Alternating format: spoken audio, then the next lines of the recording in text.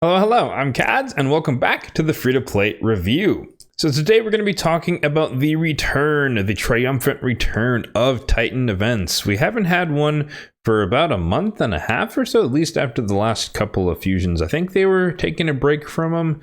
I don't know, it's hard to say. I know that a lot of the feedback that players were giving was that they weren't really a fan of them, so maybe they're going to do it every other fusion or just less often in general, but we'll see. But nonetheless, digressing a bit here, the Serpent Titan event featuring the split souls, I should say, for Mithrala Lifebane, which is actually very, very powerful. So in this case, we can earn up to a 5-star split soul for Mithrala Lifebane, which is very, very powerful because after the Blessings rework that they did, half a year ago, it's been a while, 5-star is now where you get the resistance and accuracy boost. It used to be 4-star, and so getting her up to 5-star is great for Mithrala because you're getting more resistance and you're getting more accuracy due to her passive. That means you're getting more resistance, right? So it's a very, very powerful tier of blessing to unlock for a champion that everyone can get from Hydra Clan Boss eventually. So that meant I think this is a very desirable event to pursue, but of course it is up to you in your individual situation how much you value getting her soul and how much you're willing to put in for these types of events, because they can be quite supply intensive, kind of a mini fusion if you want to think of it that way. So the pros of doing this is that, again, you'll get a 5-star soul for Mithrala Lifebane. It's a champion that everyone will have access to. Along the way, you'll also get yourself a mythical tome. You get a primal shard, get some chaos powder, 6-star mythical chaos, or a legendary tome, which is relatively cheap, I must admit. Energy, void shard, 6-star legendary chaos ore. You get a full-blown protection set, 6-star legendary, which is kind of different, which I don't know. I don't remember exactly what they used to have in the Milestone 3. I'd have to go back to my other videos and look. But yeah, you get a full protection set. Now, these might be the crappiest pieces you'll ever get, and you might just sell them for silver, but you never know. You might get some pretty cool pieces. So that's a nice addition or a nice change. But Immortal Soulstone as well, 100 gems there. Working our way down, Epic Skill Tome, Mortal, Ancient Shard, and then, energy gems, bare bone stuff. But yeah, as always with these, you can go as far as you want to. You don't have to necessarily go all the way out to 1500. A lot of people do like to stop at around the 1000 because it allows you the flexibility to skip a lot of the events that are going to be featuring the Titan points. And that is probably the most achievable thing for most players. I would say just by playing the game, you should be able to do like just normal events and tournaments. You should be able to get to at least Milestone 3, which is a pretty decent place because at least you'll get the tier 2 effect of whatever blessing you have on your Mithrala Lifebane. So I kind of got distracted there, but the pros of doing this again are the 5-star soul, which is really powerful because you get the accuracy and resistance for whatever blessing you have. You get relatively cheap tomes at 960 is fairly cheap for a legendary tome considering all that you might have to invest over the course of it.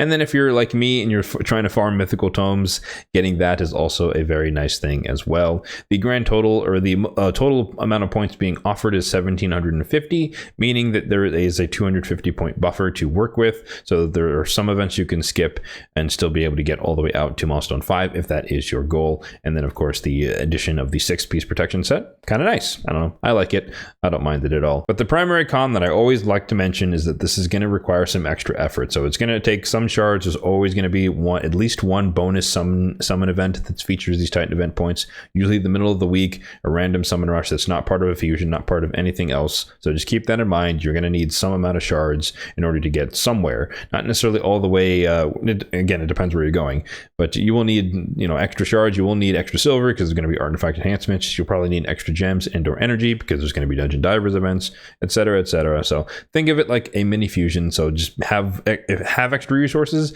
if you want to go for this, or hopefully you do, I should say, have extra resources if you do want to go for this. But as I said earlier, you can pick your own adventure and choose how far you want to go, and that is proportional to how many supplies you're going to have to use in order to secure that for yourself. So what is my plan? You can probably guess it just from the way I'm talking about this. We're going all the way out there, baby. We're going out to the 1500. I've not missed, I've only done like one Titan event where I didn't entirely max it out. I think it was like Zenogre Blade Master because they stuck 50 points in a deck of fate, which I did not like at all. But most likely, I'm just going to go out there for the 1500 and try to make sure I can secure that for myself. But keeping in mind that there is a 250 point buffer, so I might skip some of the events near the tail end.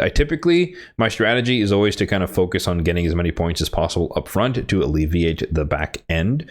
But it kind of depends what's being offered and what's being held up and where. So a quick couple other things to mention is I do treat these kind of like fusions in terms of my community tab posts. And so we'll take a snapshot of my supply count right now at the beginning of the Titan event, and then I'll summarize where the net change is at the end of it in a couple of weeks. So right now, as things stand, we are at 35 million on the silver and then just over 4,000 on the gems. So in a couple of weeks, I'll post a picture on my community tab, and you'll be able to see how much my supplies have changed over the course of getting the Titan event, just so you guys understand what it actually costs in terms of net supplies in order to make that in order to get that done. And then as far as the current events going on right now, you already saw that I had 30 points, and that is from the classic arena takedown going on right now, which is always an easy thing to do, fusion or non-fusion.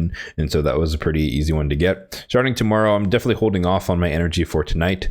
So the Ice Golem turn attack starts tomorrow, as well as a champion training tournament. So we're going to hold off on using the just daily or cruel energy until then, starting with both of those. And then there's also going to be a Path of the Serpent event, which I believe is going to be dungeon divers and summoning shards, so a summon rush. So it's going to replace the equivalent summon rush that we would normally get over the weekend, but I would expect to see some sort of 15x progressive chance event to go alongside with that. But we'll be covering that tomorrow once we have the actual path up and live and we can see and evaluate it. So stay tuned for that video tomorrow. And lastly, I'll mention that, the clan shop reset a couple of days ago. And so we do have 1,000 energy up for grabs in the clan shop, which is pretty neat. So I knew I was going to wait until at least the next champion training, whatever it was going to be. And so in this case, it's going to be the champion training tournament. So that's where I'm going to spend the bulk of my energy. Although, I'm still gonna have to use some energy for the Ice Golem event, but we'll see. I'll be budgeting my energy accordingly, but just noting where there's a stockpile of energy from there.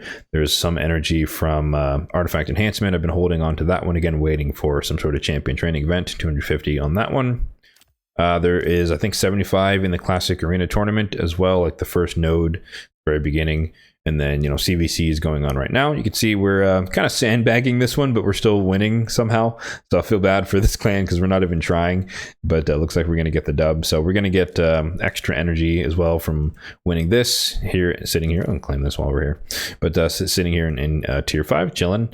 So yeah, that's basically what my plan is. Go all the way out 1500, use all my supplies as normal, and we'll just see how we can fare over the next couple of weeks. As usual, let me know in the comment section down below how far you guys plan to go in the Titan event if you're pursuing it at all. I do recommend doing it because, at the very least, you can get a 2-star, you can get a 3-star for fairly minimal effort, but I think the crown jewels would definitely be the 4-star and the 5-star. If anyone was curious on my Mithrala, I do run the Blessing Temporal Chains because I do like to have her cut in in order to cleanse sooner rather than later. And so getting her up to 5-star once again will obviously add some defense, a little bit of HP, but most importantly, it will give her 75 resistance and then 75 accuracy, which also becomes resistance. So an extra 150 resistance. And that is a massive, massive deal. So I'm very, very happy that this is being offered up for grabs. So that is going to do it for this free-to-play review of the Serpent Titan event. And as always, if you did enjoy this video, then feel free to hit that like button down below, and feel free to also subscribe to the channel for more content just like this one in the future. Thanks for watching and have a good one.